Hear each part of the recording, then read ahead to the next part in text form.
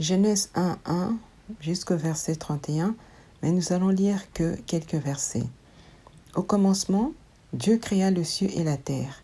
La terre était informe et vide, et il y avait de ténèbres à la surface de l'abîme, et l'Esprit de Dieu s'émouvait au-dessus des eaux. Dieu dit, que la lumière soit, et la lumière fut. Dieu vit que la lumière était bonne, et Dieu sépara la lumière d'avec le ténèbre. Dieu appela la lumière jour, et il appela les ténèbres nuit. Ainsi, il y eut un soir et il y eut un matin. Ce fut le premier jour. Dieu dit qu'il y ait une étendue entre les eaux, et qu'elle sépare les eaux d'avec les eaux. Et Dieu fit l'étendue, et il sépara les eaux qui sont au-dessous de l'étendue d'avec les eaux qui sont au-dessus de l'étendue. Et cela fut ainsi. Dieu appela l'étendue ciel. Ainsi, il y eut un soir et il y eut un matin, ce fut le deuxième jour. Dieu a continué à créer jusqu'au sixième jour lorsqu'il a créé l'homme. Apocalypse 5, versets 9 à 12. Et il chantait un cantique nouveau en disant, « Tu es digne de prendre les livres et d'en ouvrir les sceaux, car tu as été immolé et tu as racheté pour Dieu par ton sang des hommes de toute tribu, de toute langue, de tout peuple et de toute nation. Tu as fait d'eux un royaume et des sacrificateurs pour notre Dieu, et ils régneront sur la terre. » J'ai regardé et j'ai entendu la voix de beaucoup d'anges autour du trône, des êtres vivants et des vieillards, et leur nombre était des myriades et de milliers. Ils disaient d'une voix forte, « L'agneau qui a été immolé est digne de recevoir la puissance, la richesse, la sagesse, la force, l'honneur, la gloire et la louange. » Dans l'œuvre de la création, Dieu a séparé tout ce qu'il créait. Il a créé la lumière, il a séparé d'avec les ténèbres. Il a créé les eaux et il les a séparées. Ainsi de suite jusqu'à la création de l'homme le sixième jour. Et dans chapitre 5 d'Apocalypse, Dieu a uni les hommes de toute tribu, de toute langue, de tout peuple et de toute nation, et il a fait d'eux un royaume des sacrificateurs. Dieu a fini par unir les hommes, tandis qu'au commencement, il a séparé l'homme, car lorsque Dieu a créé l'homme, celui-ci n'était pas encore uni avec sa femme. Lorsqu'une femme est enceinte, elle est unie avec son bébé parce que le bébé se trouve dans son ventre. Et en même temps, la femme enceinte est séparée de son bébé parce qu'elle ne sait pas le prendre dans ses bras. Dieu est celui qui sépare et Dieu est celui qui unit. Dieu commence par les processus de séparation pour terminer par l'unité. Pourquoi Dieu a séparé la lumière d'avec le ténèbre? La lumière le jour, le ténèbre le soir. Pourquoi Dieu les a séparés? Les jours et les soirs ne peuvent pas régner en même temps. Les jours comme le soir, chacun a son temps respectif pour régner. C'est comme dans un pays, si c'est un royaume, il n'y a qu'un seul roi qui doit régner. Si c'est une république, il n'y a qu'un seul président qui doit régner. Les jours et le soir ne peuvent pas régner en même temps. Dieu a séparé la lumière d'avec le ténèbre. Le jour et le soir ne peuvent pas régner en même temps. Il y a un temps pour chacun pour régner avant que l'autre vienne prendre les relais. Dieu a créé le ciel et la terre. Même s'ils sont voisins, le ciel regarde la terre regarde le ciel, mais Dieu les a séparés. La Belgique est un pays voisin de la République française, mais les deux pays sont séparés par une frontière. De même, la République démocratique du Congo est un pays voisin de la République du Congo, mais les deux pays sont séparés par le fleuve Congo. Dieu a séparé le ciel et la terre pour qu'il n'y ait pas de conflits. Dieu sépare des pays par une frontière ou par un fleuve pour éviter des conflits territoriaux. Donc, c'est la raison pour laquelle Dieu a séparé la nature. Dieu a séparé le ciel et la terre. Dieu a séparé les jours et la nuit. Dieu a séparé la lumière d'avec le ténèbre. Dieu a séparé les pays. Passons au deuxième point, la séparation que Dieu impose à l'homme. Nous allons nous baser sur ce qui est écrit dans la Bible. Pourquoi Abraham s'est séparé de Lot, son neveu? Pourquoi Lot s'est séparé de sa femme? Pourquoi les Israélites se sont séparés des Égyptiens? Pourquoi Jésus-Christ, le Fils de Dieu, s'est séparé de ses disciples? Et au final, pourquoi Dieu a créé le paradis et l'enfer? Le deuxième point, c'est l'histoire de Lot et de sa femme. Au commencement, ils vivaient séparément puisque chacun était né et vivait dans sa famille respective, jusqu'au jour où ils étaient unis par le lien du mariage. Et ils ont marché dans cette unité jusqu'à Gomorrhe. Gomorrhe était une ville que Dieu avait décidé de détruire à cause des péchés de ses habitants. Dans Genèse 19, la Bible nous dit que Dieu envoya des hommes pour faire sortir de Sodome Lot, sa femme, ses 2 filles et ses gendres. Mais aux yeux de ces derniers, détruire Sodome était considéré comme une plaisanterie. C'est la raison pour laquelle ces hommes ont fait sortir de Sodome que Lot, sa femme et ses 2 filles. Les instructions que Lot a reçues étaient de ne pas regarder derrière, de ne pas s'arrêter dans toute la plaine. Maintenant, la question est de savoir si ces instructions ont été transmises à la femme de Lot. Prenons l'hypothèse que la femme de Lot était au courant de ces instructions. Dans ces cas, elle n'avait pas obéi aux instructions. Dans les cas contraires, pourquoi n'était-elle pas au courant de ces instructions? Est-ce un problème de communication entre Lot et sa femme?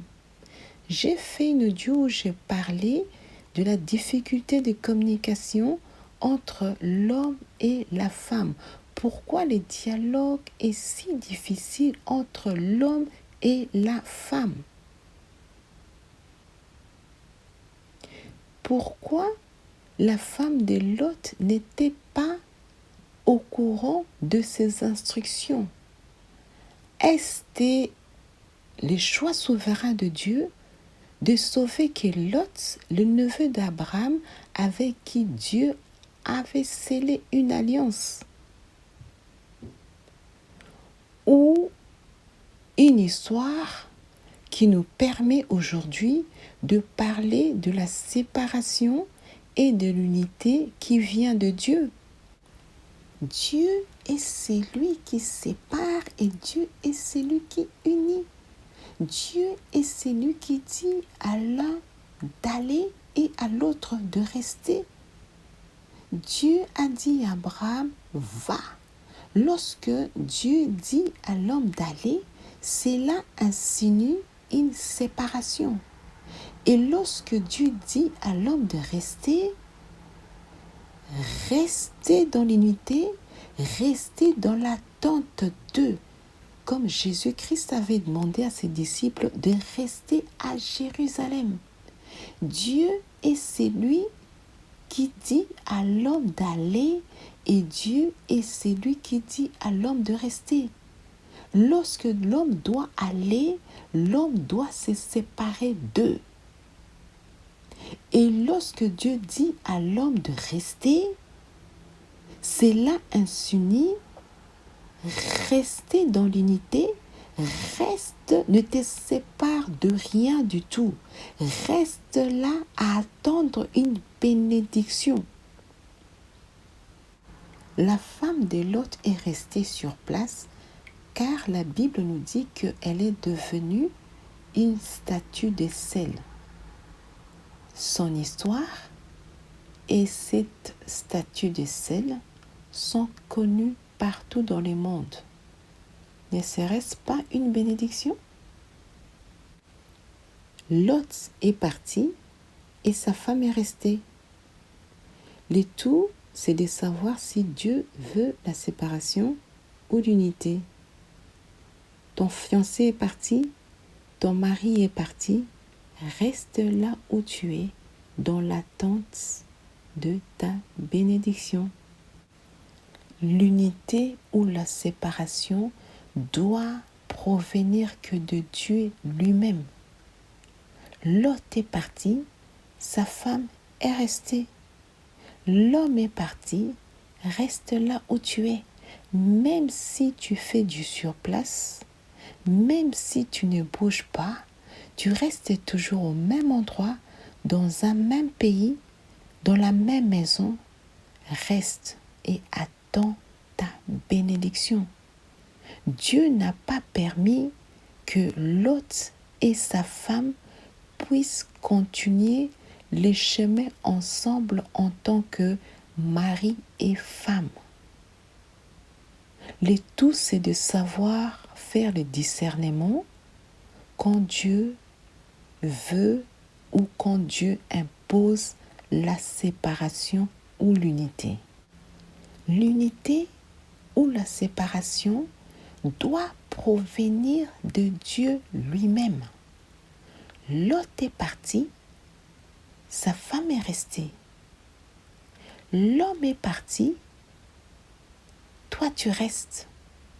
Tu as l'impression que tu ne bouges pas parce que tu restes dans le même pays, tu restes dans la même maison, tu fais toujours la même chose. Mais attends-toi à ta bénédiction. Dieu n'a pas permis que Lot et sa femme puissent continuer à marcher ensemble dans l'unité. Dieu a imposé la séparation entre Lot et sa femme qui est restée sur place. Dieu est celui qui sépare et Dieu est celui qui unit. Dieu a séparé la mer Rouge en deux et Dieu l'a réunifiée. Il est Dieu. Il n'y a que lui qui puisse séparer et réunir les eaux.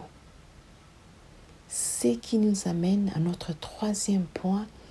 Pourquoi les Israélites s'étaient séparés des Égyptiens? Parce qu'il était temps pour les Israélites de se séparer de la souffrance. La Bible dit dans Exode chapitre 3, versets 7 à 9, Dieu a vu la souffrance de son peuple et Dieu est descendu pour délivrer les Israélites de la souffrance qui émanait des Égyptiens. Dieu est descendu pour délivrer les Israélites de la souffrance qui les collait à la peau. Il y a des souffrances qui ne font que un avec l'homme. C'est-à-dire, lorsque on regarde l'homme, on lit la souffrance. Lorsqu'on voit l'homme, on voit la souffrance. L'homme dégage l'odeur de la souffrance. Cela est inscrit dans la Bible. Il y a certaines personnes qui dégagent l'odeur de vie et d'autres l'odeur de mort. Dans les cas des Israélites, ils étaient unis à la souffrance. Mais quand Dieu a vu la souffrance de son peuple, la Bible dit, Dieu est descendu. Dieu est descendu pour séparer les Israélites de la souffrance. Dieu est descendu pour séparer les Israélites de la source de la souffrance. Dieu est descendu pour séparer la mer Rouge en deux afin que son peuple puisse entrer dans la terre promise. Nous pouvons donc dire que dans les cas des Israélites, la séparation était un moyen pour entrer dans leur bénédiction.